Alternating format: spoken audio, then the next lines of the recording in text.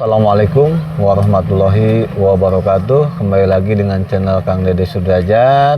Alhamdulillah hari ini dalam keadaan sehat walafiat pada hari Selasa tanggal 17 Februari tahun 2026. Kami saat ini sedang berada di kolam atau tempat budidaya ikan nila merah yang berlokasi di Desa Sukamakmur yang dikelola oleh BUMDes Desa Sukamakmur. Dan hari ini kita akan mengadakan pelatihan terkait penanganan kolam dan juga terkait yaitu pasar market yang harus dijalani oleh BUMDes dan pengelola di saat nanti ikan-ikan ini akan panen. Oke teman-teman, kita akan review terkait diskusi dan pun musyawarah pelatihan terkait ketahanan pangan di Desa Sukamakmur, yaitu budidaya ikan nila merah. Wadidaw, sukses selalu buat teman-teman.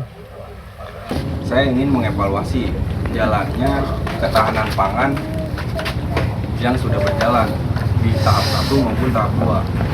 Yang tahap 1 itu kita kemarin udah bikin 4 kolam. Dalam satu kolamnya itu berisikan 700 ekor. Nah, alhamdulillah untuk tahap 1 kematian tidak terlalu ekstrim. Penjualan juga sudah berapa kali panen? Satu kali panen untuk masa siklus 4 bulan. Nah, untuk yang tahap 2 kemarin kita udah bikin 6 kolam dengan berisikan 700 ekor per kolamnya. Nah, itu kita ada sedikit kendala. Pertama, perubahan cuaca. Kedua, karena emang kita belum paham untuk gimana nih ketika perubahan cuaca, cara mengobati ikan ataupun cara mengatasi airnya itu seperti apa. Nah, kemarin udah dihitung mungkin secara kalkulasi ada 30-40% penurunan kematian. Karena emang kita belum mengetahui lah akan adanya kematian ekstrim ini, perubahan cuaca segala macam. Nah, untuk selanjutnya kita akan membuka tentang panen yang sudah berapa kali panen berarti? Kalau panen baru sekali, masih ada pembelian perharinya ada. Kalau panen itu pasti panennya mah baru satu kali. Ya kalau misalkan siklus panen ya dihitunglah udah 2 kali lah ya. Udah 2 kali. Nah, itu kita akan transparansikan di sini. Nah, untuk anggaran yang udah masuk itu akan dijelaskan oleh bendahara. Silakan. Yang udah didata aja. Berapa? 70 kiloan terjual ya di situ. Iya. Nah, 70 kiloan. Sekarang udah hampir mau, belum dihitung semua sih, cuman diperkirakan 100 kiloan udah terjual lebih. Ya. 1 kintal berarti ya. Ya. Kalau untuk sekarang, untuk kematian sih emang itu sekarang berkurang. Nggak dari yang pas awal turun bibit itu ekstrim banget jadinya tenang ya. Sekarang juga di ininya setiap hari mah antisipasinya setiap hari dikurang dulu ya. Oh ya, pengurangan air sih semua jangka ya. Itu juga kalau waktu pas hujan, kalau hujan pokoknya intinya sekarang alhamdulillah udah 100 kilo yang udah terjual. Berarti uang masuk dari penjualan Masuk ada di kita. lumayan lah ya. Kita ganti ikannya. Bisa aja. Bisa aja. Nanti kita Biar prosesnya perputarannya cepat lah, banyak permintaan tetap. Iya. Kita dari masyarakat dari konsumen itu. mana Pak China? Banyak yang datang ke sini. Ya seperti itu. Assalamualaikum warahmatullahi wabarakatuh. Waalaikumsalam warahmatullahi wabarakatuh. Alhamdulillah, bismillahirrahmanirrahim. Asyhadu an la ilaha illallah wa asyhadu anna Muhammadar Rasulullah. Allahumma sholli ala sayyidina Muhammad wa ala ali sayyidina Muhammad. Kita panjatkan puji syukur kita kehadirat Allah Subhanahu wa taala. Alhamdulillah bisa hadir pada hari ini dalam keadaan sehat walafiat. salawat salam salam kita panjatkan dan ucapan kehabibana wa nabiyana Muhammad sallallahu alaihi wasallam. Pertama saya ucapkan terima kasih Ketua BUMDes dan pengelola ya yang alhamdulillah hari ini hadir. Yang saya hormati juga tamu undangan ya, tim ahli Kang Repi jauh-jauh ya dari Cengkong ya, hujan-hujan ge tetap semangat alhamdulillah. Kebetulan Kang Rian mudik ya. Nah, terus yang saya hormati Ketua BUMDes beserta jajaran, Direktur operasional semuanya lah, Direktur Keuangan yang saya hormati, Ketua LPM, Pengawas BUMDes juga yang saya hormati juga, PKK dan khususnya untuk pengelola Nanang, Mengutai, Menganda ya. Alhamdulillah pada hari ini bisa berkumpul. Tadi sudah dijelaskan terkait pelatihan hari ini tuh ya banyak yang harus dibahas. Itu mungkin tetap pokok utama kalau pelatihan mah sudah bisa mungkin Kang Repi ya memperbaiki apa yang menjadi kekurangan-kekurangan yang memang saat ini terkendala. Sebenarnya satu ya memang tadi itu yang disebutkan itu Kang Repi ya dengan situasi apa namanya itu di saat turunnya ikan ke kolam, apakah memang itu bibitnya yang memang kurang bagus, apa memang dari perjalanannya juga kejauhan, gitu kan? Apa memang di kita yang memang ada keteledoran itu kan, itu yang memang harus kita bahas saat ini, gitu kan? Tadi pertama yaitu jenis bibitnya, terus kedua dalam perjalanan seperti apa, dan itu yang memang akan kita bahas. Nah next setelah itu nanti mungkin Kang Repi bisa menjelaskan. Nah terkait memang nanti ada perubahan, yang penting ya itu kan tadi di sini kan kita budidaya ikan nila, mau ikan nila merah, mau ikan nila hijau juga naik misalnya hidung kayak, yang penting yang bisa menghasilkan keuntungan buat BUMDes itu sendiri pengelola, gitu kan. Kalaupun memang di lapangannya yaitu kebutuhan masyarakat pengen nila hitam ya apa boleh buat itu nila hitam akhirnya dilobakan nila merah ya udah boleh naik naon gitu kan itu mungkin nanti diperbaiki lagi. Apakah nanti bisa menjelaskan lagi Kang Repi gimana sih jenis ikan nila merah itu kekuatan dan kelemahannya, terus juga jenis ikan hitam tuh gimana kekuatannya, nanti yang lebih tahu tuh Kang Repi nanti bisa menjelaskan dan itu. Terus juga nanti banyak yang memang ya alhamdulillah mungkin ya Kang Repi ya saya ngelihat di desa Sukangumi udah cukup lah ya, cukup bagus lah ini.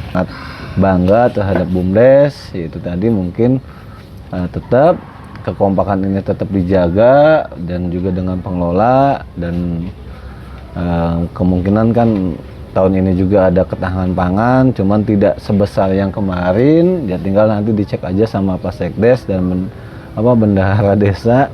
Mungkin kami semuanya ya semuanya desa sekarang tuh sangat-sangat tipis banget ya. Jadi untuk dana desa itu sudah tidak ada lagi pembangunan khususnya di desa Sukangumi, kita alihkan ke PDT Kang.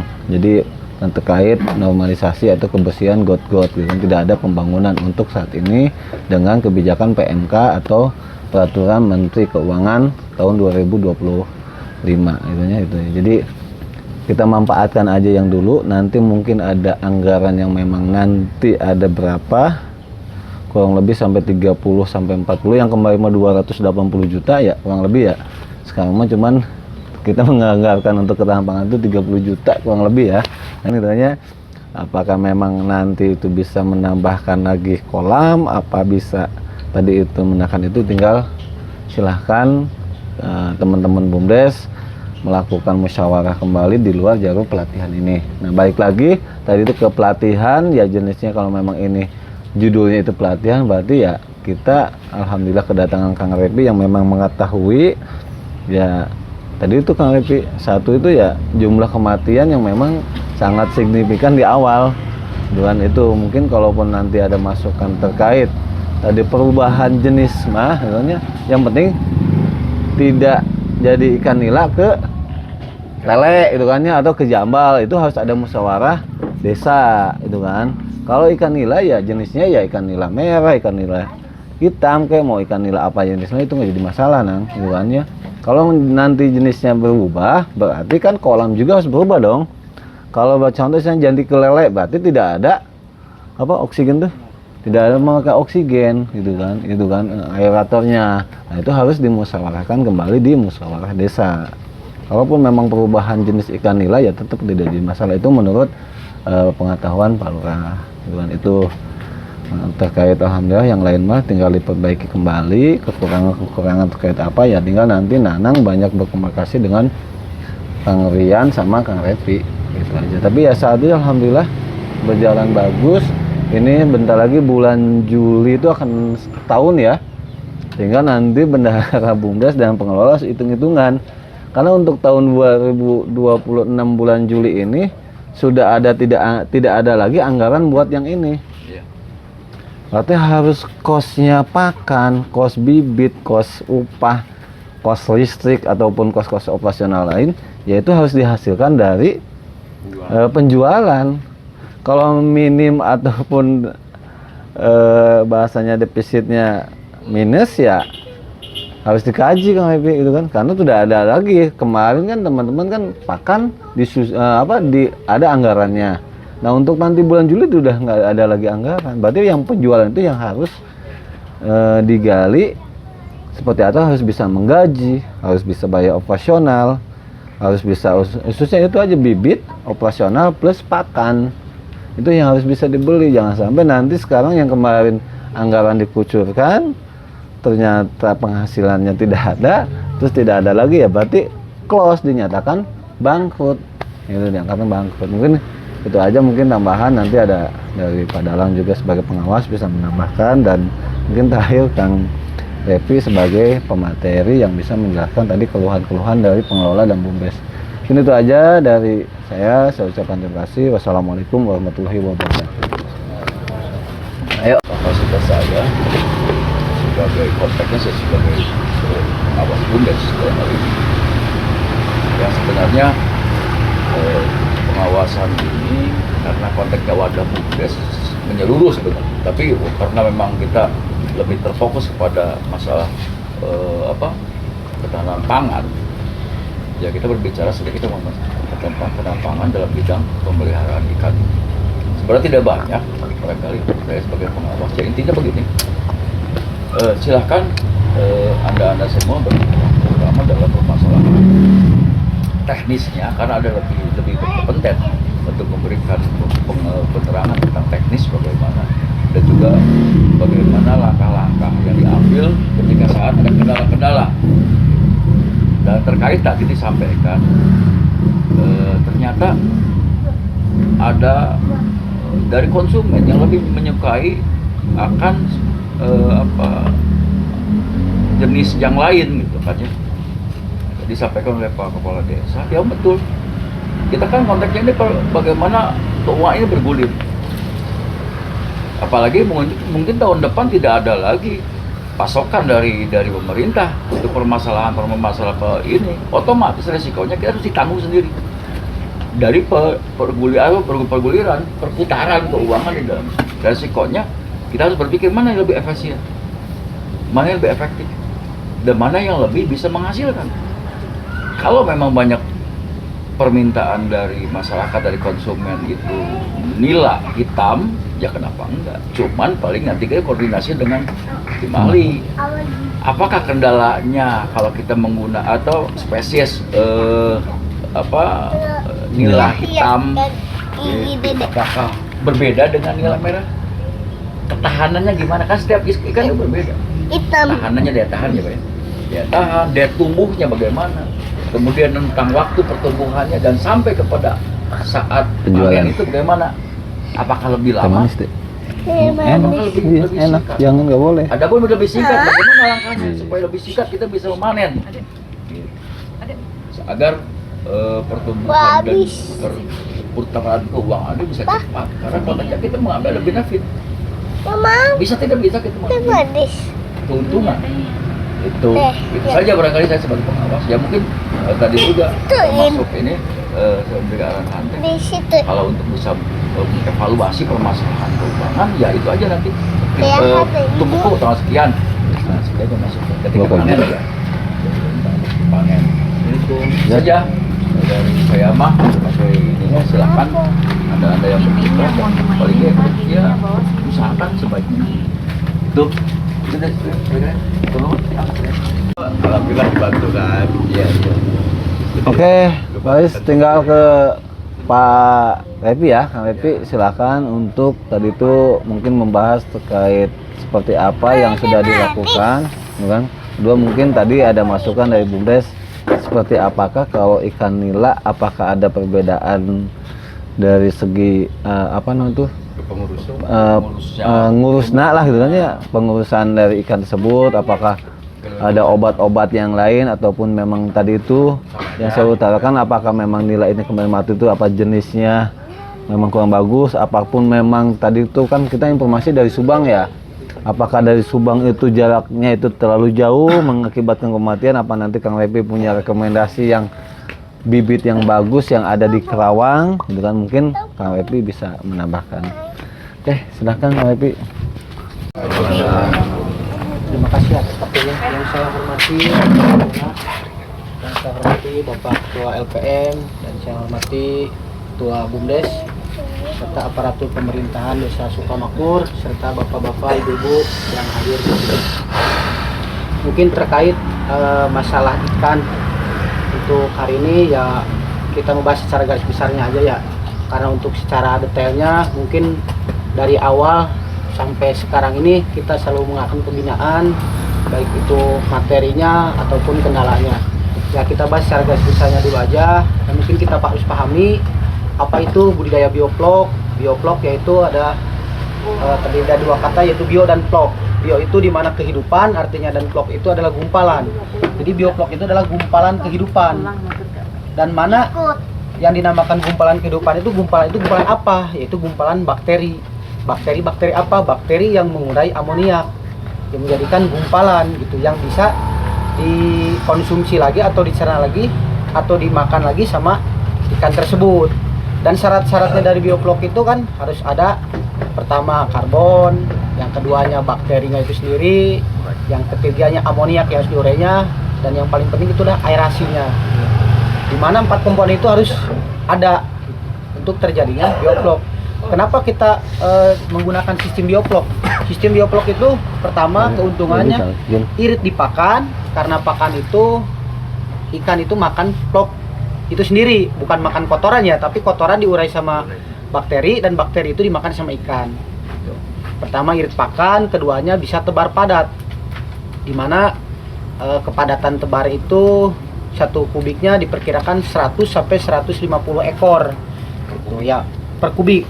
Untuk jaga amannya ya kita pakai ya di angka 100 lah. Kalau misalkan nanti udah ketahuan, udah berpengalaman, bisa ditingkatkan sampai 150 ekor per kubiknya.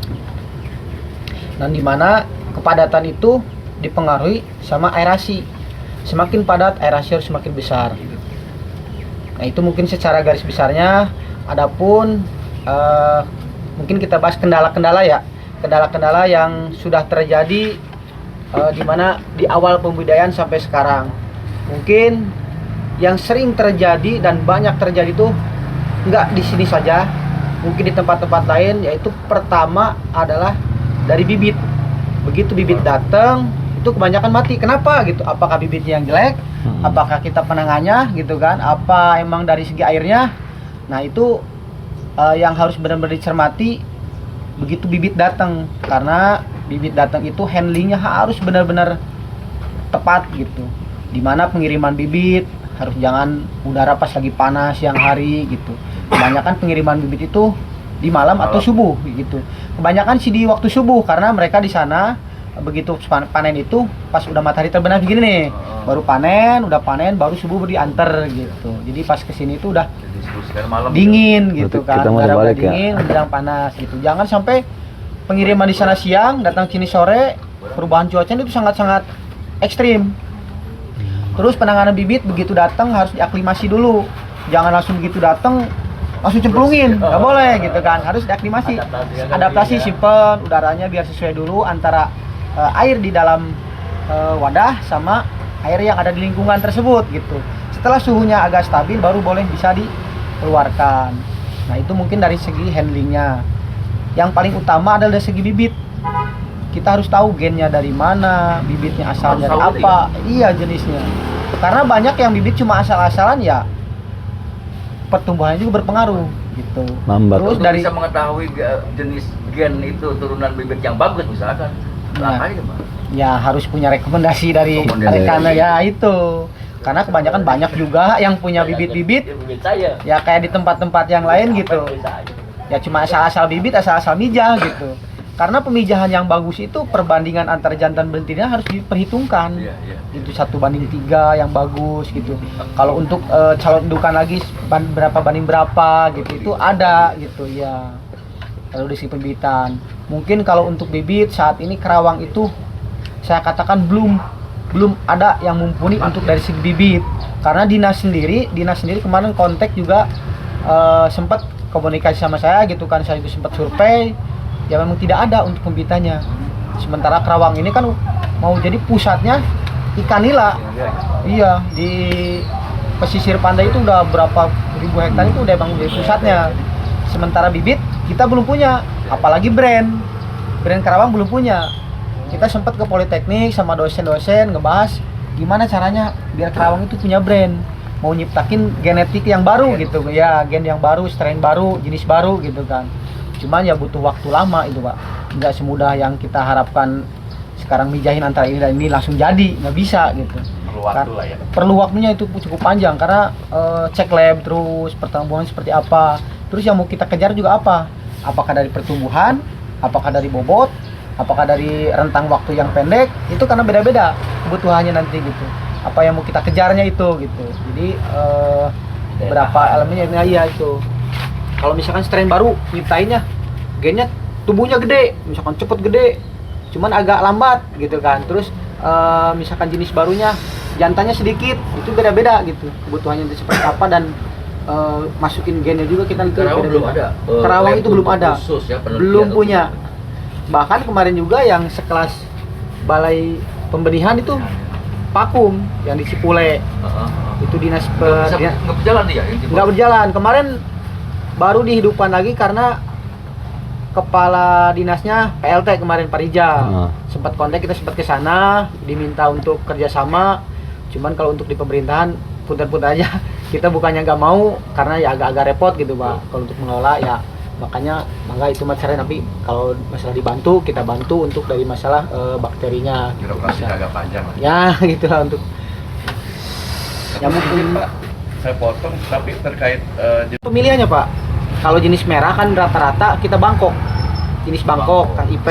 Seperti ini, Pak? Ya, jenis Bangkok Bangkok. ini. Ya, yang paling Bangkok yang paling bagus kan Kang Ipe itu dari Subang, Kalijati. Itu yang megang nila Bangkok nila merah. Belum ada lagi sekarang yang megang nila merah yang jenis lain gitu. Ada juga Sukabumi si Jagur, ya itu bukan jenis yang terdaftar sebenarnya. Mereka cuman punya indukan yang bagus, cuman belum ada hak paten namanya gitu. Terus dari jenis nila hitam ya kita kan banyak, antara nirwana, nila kekar, gitu, nila salin, terus nila masih banyak nih jenis-jenis lainnya. Nirwana pun dari nirwana 1, 2, 3 sampai 4 pun ada gitu kan. Yang paling banyak nirwana kan Iwanayasa, itu nirwana jenisnya. Kalau yang paling bagus menurut saya ya jenis kekar. Kekar itu di Malang, di Pasuruan, Pak Kartoyo. Itu bahkan udah bibitnya dari sana.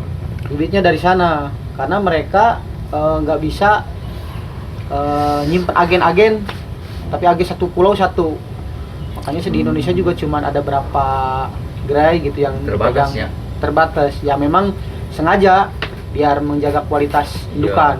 Karena sekarang yang dipakai di Timur Tengah pun nilainya itu nilai kekar, nilai dari Indonesia yang dipakai di Timur Tengah sekarang, di Abu Dhabi, kayak Timur Tengah sekarang. Kelebihannya gimana kekarnya? Cepet gede Pak, cepet besar nilainya, ya daya tahannya luar biasa gitu. Mereka pun yang sekelas sudah punya brand seperti itu masih tetap melakukan pengembangan.